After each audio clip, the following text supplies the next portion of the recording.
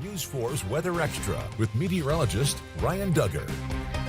Welcome to Weather Extra, everyone. I'm meteorologist Ryan Duggar here with Kinsley Sinters, and we're going to be talking a little bit about the warm-up that has been going on. I mean, talk about like last week, we had snow and ice on the ground, and our high last week was 34 degrees. Now we're breaking into the 70s. It's hard to wrap your head around. It is hard to wrap your head around. That just goes to show here in Alabama, you have got to have all 4 seasons of clothing ready on hand because each week is different. Yeah, it's always different. And I mean, we talked a little bit about, the warm-ups that we've seen historically. So these temperature swings are not too uncommon.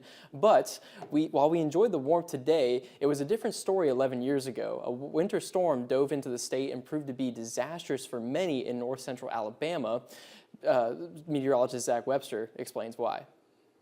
11 years ago yesterday, we had the event not so affectionately known as Snowmageddon, mostly across the central portions of the state of Alabama. Much of the region saw only around 1 to 2 inches of snow, with some locally heavier snowfall amounts a little bit farther off toward the east. And for anybody that may not be from the southeast, you may be wondering why only largely 1 to 2 inches of snow could be called Snowmageddon. This system actually created some pretty big travel impacts across the central portions of the state. What started off as a forecasting of just a dusting of snow turned into 1 to 2 inches of snow across much of the state. The issue was temperatures were pretty warm in the days leading up to this event, so it created some pretty warm ground temperatures that initially melted that snow as it started to fall. However, with air temperatures sitting in the teens and 20s, whatever of that snow melted pretty quickly froze and turned into ice, and then ice pretty quickly accumulated along many of the major highways out across that part of the state of Alabama. Icy roads, high amounts of traffic from people trying to get home early in the day pretty much made travel impossible in several locations across the central portions of the state. Many cars were abandoned for multiple hours. It wasn't quite as impactful farther off toward the south and east out across the Wiregrass, but we still saw some snow, some sleet, and some freezing rain in several locations, including all the way down to the Gulf Coast.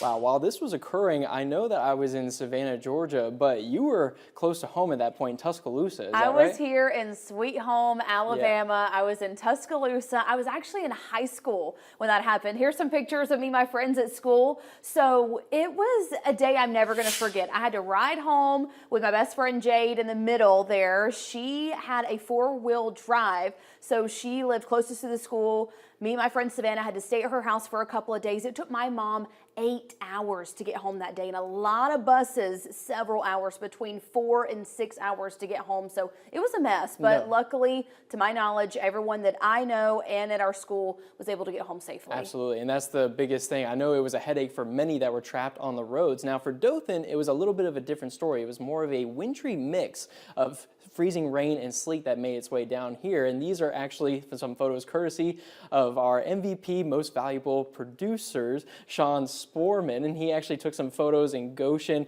the day that this ice was really able to set in. So the cold was able to get its way down here, but it was just very disastrous for people up there. It very was icy. Yeah, and the fact that I heard about it coming into Birmingham or moving into Birmingham, that's how you know it's stuck with people for sure. Yeah, definitely. Right, and so after the break, we're going to be looking at Friday and looking at the chance for severe risks that can make their way into our area. Stay tuned. And now, News 4's Weather Extra.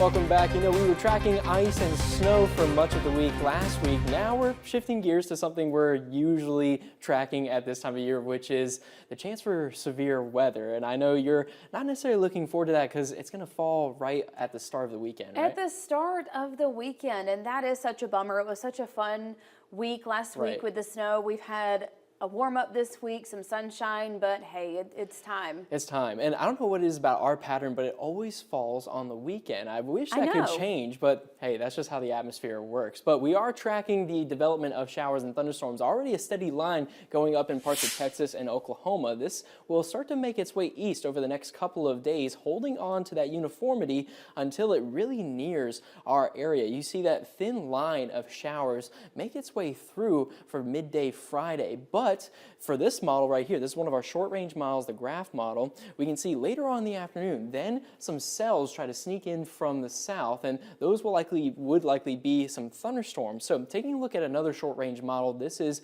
the HRRR, and we watch this also we compare this to other short-range models to kind of figure out what will likely play out for weather like this. And so even this one also showing more of those cells trying to sneak in from the south towards the later part of the afternoon. And the reason why is because some atmospheric energy is likely going to try and make its way in. It's going to be minimal amount, but we can kind of take a look through right here. We use this parameter and it's called CAPE. That's just convective available potential energy. That's just a fancy word for describing the amount of energy that can be used for storms. And you see by noon, some of that makes its way in, especially for our southern areas. So this is a minimal amount, but we don't want to rule out maybe a strong storm or two, especially for our southern areas, where really the main risk is going to be isolated gusty winds and maybe a brief tornado. And that's why the Storm Prediction Center has put us out for a level 1 out of 5 severe risk,